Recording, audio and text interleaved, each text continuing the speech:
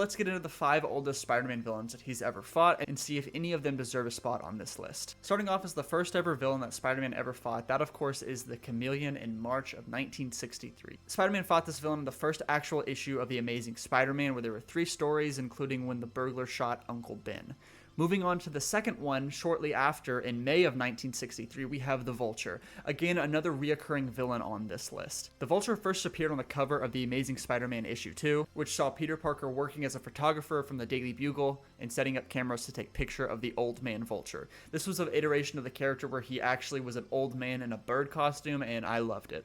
The third oldest villain is no other than Doc Ock himself in July of 1963. This again was following The Amazing Spider-Man issue 1 and 2, which the third appearance of that comic showed Doc Ock as the main villain. You guessed it, in The Amazing Spider-Man 4, we see Sandman in September of 1963. It was the first appearance of Sandman, where Sandman showed up in his iconic green sweater, and we learned the origin of the escaped convict, where he was on a beach, and that's how he got his sand powers. Lastly, number 5, in November of 1963, we have the Lizard in The Amazing Spider-Man issue 5 as the 5th oldest villain on this list. Another character that keeps popping up throughout this list. It was the origin of Dr. Connors, where he lost his arm and was finding a way to cure himself, which involved mixing lizard DNA into his own body, and then he, turned into the lizard. We're all familiar with this story.